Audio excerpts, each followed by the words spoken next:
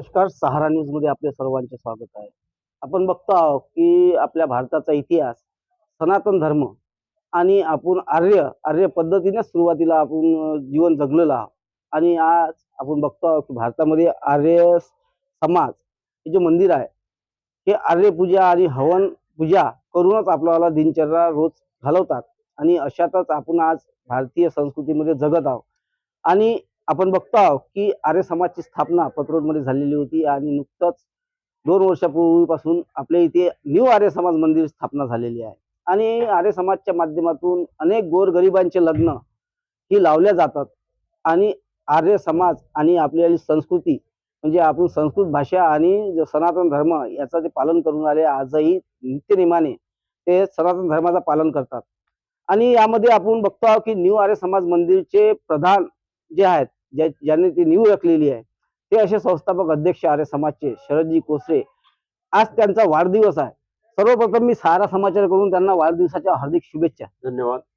आणि बघतो आहोत की प्रत्येक जण आपला वाढदिवस वेगवेगळ्या पद्धतीने साजरा करतो, पण आर्य समाजचे प्रधान जे आहेत शरदजी कोसरे यांचा वाढदिवस आज हवन पद्धतीने आणि वैदिक पद्धतीने साजरा करण्यात आला. आणि बघतो आहोत की आपण परिसरातले लोक आणि आर्य समाजचे जे सदस्य आहेत आणि जे आजूबाजूचे सदस्य आहेत आर्य समाजचे, ते सुद्धा त्यांच्यावाले आज त्यांना शुभेच्छा देण्यासाठी इथे आलेले आहेत. आपण बघतो आहोत की आर्य समाजचे जे आज जिथे आर्य समाज आहे तिथे आज हवनकुंड आणि त्यामध्ये यजमान तिथे बसलेले होते आणि हवन पूजा वगैरे संपली. आपण शरदजी कोसरे यांच्याशी बातचीत करणार आहे. तुम्हाला वाढदिवसाच्या शुभेच्छा दिलेल्या सर्वप्रथम. आणि मला एक सांगा तुम्ही की आपण सनातन धर्मामध्ये आपण जगत आहोत आणि मूळ आपला सनातन धर्मच आहे.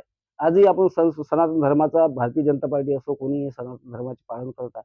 परंतु आज आपण आर्य समाज असताना दुसरा आर्य समाज न्यू आर्य समाज मंदिर इथं स्थापन केलेलं आहे. आणि अनेकदा बघतो की अनेक म्हणजे अमरावती जिल्हा असो नागपूर जिल्हा तो लग्न लावण्यासाठी आर्य समाज मध्ये येतो. या संदर्भात आपण दुसरा आर्य समाज मंदिर खोलला आहे, काय उद्देश आहे आणि कशा पद्धतीने आपण लोकांची सेवा करतो? धन्यवाद रुपेशजी. आपण सर्वप्रथम मला विचारलंय की एक आर्य समाजाची संस्था असल्यानंतर दुसरा आर्य समाज उघडण्याचा काय उद्देश. तर कसं आहे की आपण पहिल्यांदा आर्य समाजाला समजून घेतलं पाहिजे की जो सर्व गुणांनी श्रेष्ठ तो आर्य आणि समाज एक संघटन. आपल्या परिवारातले लोक चांगल्या मार्गावर राहावेत, चांगले गुण त्यांच्यामध्ये राहावेत, आपल्या मूल्यात आर्य समाजाची स्थापना झाली पाहिजे. चांगले श्रेष्ठ विचार आणि कुमार्गाकडून सुमार्गावर येण्याचा हा प्रयत्न असला पाहिजे प्रत्येक व्यक्तीचा, हा मुख्य उद्देश. आणि आपला हा जो हिंदू समाज जो आहे हा प्रचंड अशा पाखंडामध्ये अंधश्रद्धेमध्ये गुरफटलेला आहे. आर्य समाजाचा मुख्य उद्देश हेच आहे की संपूर्ण विश्वाला चांगलं मार्गदर्शन करणे. जसं 6व्या नियमामध्ये म्हटलेलं आहे कि संसार का उपकार करना इस आर्य समाज का मुख्य उद्देश है. शारीरिक आत्मिक आणि सामाजिक उन्नती तिन्ही प्रकारच्या उन्नत्या समाजाच्या झाल्या पाहिजेत, हा मुख्य उद्देश असतो. आणि कार्य करण्याची खूप धडपड माझ्यामध्ये आहे. कारण काही लोकांना असं वाटलं होतं त्यावेळेला की आपण शरद कोसरेपेक्षा खूप चांगलं काहीतरी करू शकतो, म्हणून ही संस्था आपण याच्या हातून घेतली पाहिजे. तर मला आनंद आहे. पण काही लोकांचा स्वभाव असा असतो की एखाद्या पदावरून तो खाली उतरला तर ते कार्य करण्याचं तो विसरून जातो. पण माझ्या मुळात तसा तो उद्देशच नाही. मला प्रचार करायचा आहे आणि एवढा काही प्रचार प्रसार करायचा आहे की मागेही मी सांगितलं होतं की घराघरात आर्य समाज पोहोचला पाहिजे. की निव्वळ हा लग्न लावते आणि आंतरजातीय लावते हा उद्देश नाही आहे आर्य समाजाचा. आर्य समाजाचा उद्देश सांगितलेला आहे की गुरुकुलीय शिक्षण प्रणाली जोपर्यंत मनुष्याच्या अंगात येणार नाही तोपर्यंत हा व्यक्ती चांगल्या मार्गावर येणार नाही. मेकालय शिक्षण पद्धतीनं काय झालेलं आहे आज जगामध्ये की पैसे कमवायची एक मशीन बनवून दिलेली आहे मनुष्याला, पण संस्कार शून्य आहे.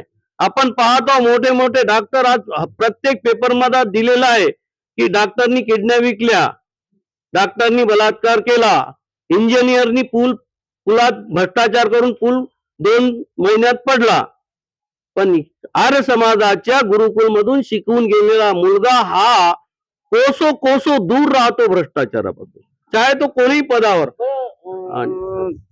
मी एक प्रश्न विचारतो की आता जसे शिक्षण प्रणाली वाढलेली आहे, परंतु संस्कृत मध्ये आपण बघतो की सर्वात प्रथम तर तुमच्या घरातूनच संस्कृत मध्ये अनेक घडून गेलेले आहेत. सुद्धा तिच्या शास्त्री म्हणून काम करत आहे. तुमचे आले लहान बंधू जे आहेत कृष्णाजी महाराज, हे सुद्धा नागपूरला मोठा हे आहेत आणि शास्त्री आहेत. तुमच्या मुलालाही तुम्ही संस्कृत शिक्षण दिलेलं आहे, मुलीलाही संस्कृत शिक्षण दिलेलं आहे, परंतु जे बाकीचे आहेत त्या संस्कृतच्या मागे वळत नाही. याचं कारण कसं असते ते, आज तुम्ही सरकारी शाळेची अवस्था बघितलेली आहे. असंच की जे संस्कार आहेत मुलाला, जे आई वडिलाचं नाही आहे शास्त्रानुसार, की जे आई वडील मुलावर अतिप्रेम करतात ते मुलांना आपल्या मुलांना ते विष पाजतात, आणि जे ताडना करतात, जे दंड देतात, ते मुलांना एक अमृत पाजतात, ही मन आहे. आणि काय होतं की आपल्या घरामध्ये एक पाहुणा जर आला तर आपण काय व्यवस्था करू काय नाही करू, तर इथं गुरुकुलमध्ये 100-200 असे मुलं असतात. त्यांना सकाळी नाश्ता, संध्याकाळी जेवण, दुपारचं जेवण, आणि या एवढ्या मोठ्या खर्चामध्ये फक्त हा दानावर चालतो. आणि विशेष म्हणजे संस्कृत गुरुकुलमध्ये ते शरीर जपण्यासाठी जे अन्न दिल्या जाते ना की जिभेच्या चवेसाठी, आणि आपल्या इकडे जे आपण जे जेवण जेवतो ते जिभेच्या चवेसाठी, शरीर जपण्यासाठी नाही. आणि तिथलं जे रहन सहन आणि तिथली जे शिस्त आहे, सकाळी 4ला उठणे म्हणजे उठणे, आंघोळ करणे, व्यायाम करणे म्हणजे करणे, आणि संध्या उपासना करणे, आणि नंतर आचरणाने वागणे, हा जो कठीण कार्यक्रम आहे, हा कठीण कार्यक्रम आजच्या या युवा पिढीला भावत नाही, म्हणून ते आपली संतती गुरुकुलमध्ये पाठवण्याचं धाडस करत नाही. संस्कृत मध्ये शिक्षण घेतल्यावर मुलांचं पुढे भविष्य आहे का? भरपूर. संस्कृत मध्ये शिक्षण घेतल्यानंतर IPS, UPS, कलेक्टर, अनेक असं नाही आहे की निवड अध्यापकच होईल किंवा हेच होईल. देशाच्या सेवेसाठी आता आमचे मित्र आहेत गावंडेजी चवट्याचे, त्यांचा मुलगा एक सेनेमध्ये धर्माचार्य म्हणून लागला, त्याला 1.5 लाख रुपये महिना पुरोहित म्हणून. आणि अशातच देशातली कोणतंही असं पद नाही आहे की ते संस्कृत गुरुकुल मधून शिकून गेलेला व्यक्ती ते पद भोगणार नाही म्हणून. कोणत्याही क्षेत्रात त्याला नोकरी मिळते. आणि आता काय झालं की निव्वळ पहिले धार्मिक शिक्षण आणि त्या 2-4 विषय शिकवल्या जात होते, आता तर कॅम्प्युटर सायन्स वगैरे सर्वच्या सर्व ज्या गोष्टी लागणाऱ्या आहेत त्या गोष्टी. पण सर्वप्रथम संस्कार हा महत्वाचा विषय ते आहेत.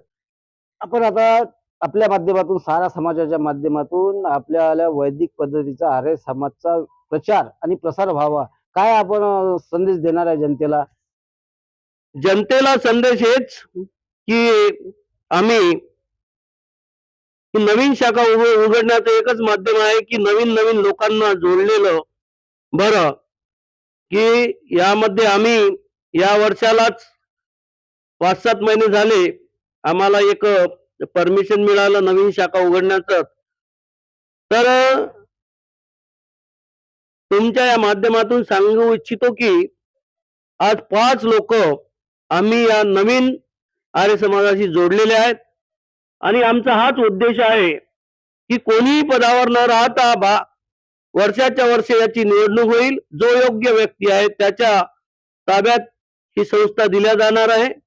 अशातच आमचे एक शिवओम भगतजी जोडलेले आहेत, खूप नवयुवक आहेत आणि अति श्रद्धेनं आमच्या सत्संगात, साप्ताहिक सत्संगात, नैमित्तिक सत्संगात नेहमी उपस्थित राहतात. आणि उद्देश हाच आहे की सनातन बचाव. देशामध्ये चारही बाजूनी अनेक प्रकारचे संकट आलेले आहेत.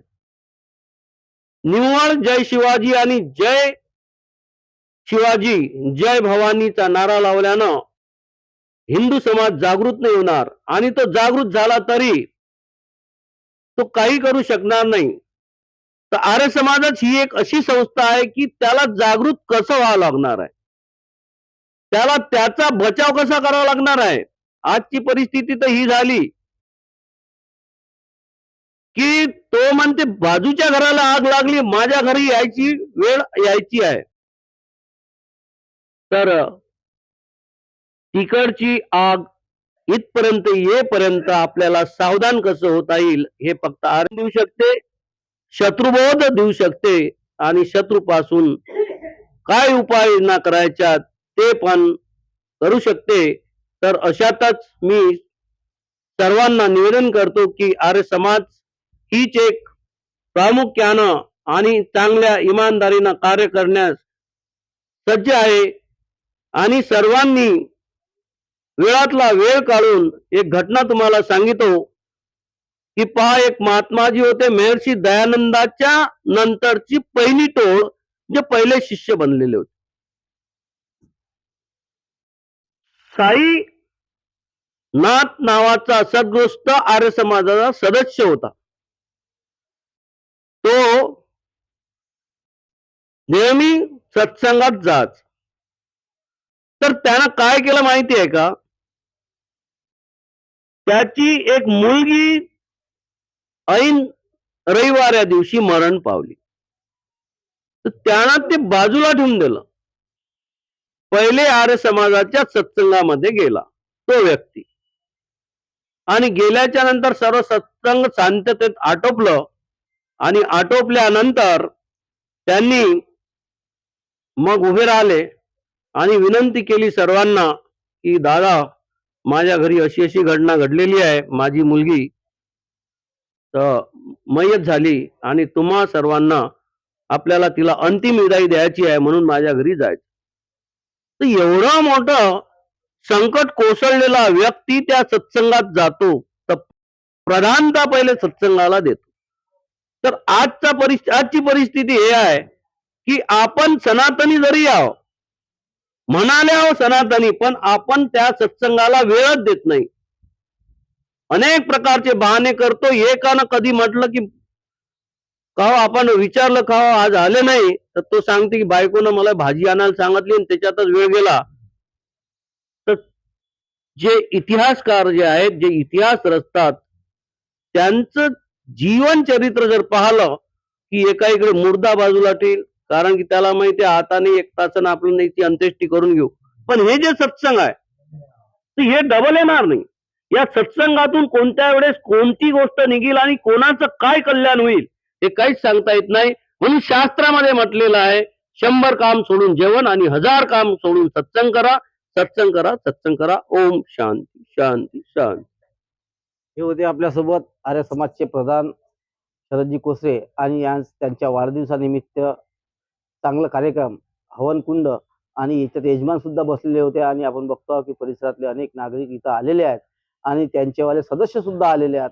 आणि त्यांनी सनातन धर्म आणि संस्कृत आणि या सर्व याच्यावर त्यांनी आपल्याला विचार प्रकट केले आणि सारा समाजाच्या माध्यमातून त्यांनी सांगितलं आहे. सारा समाजासाठी रुपेश प्रखुंडे, अमरावती.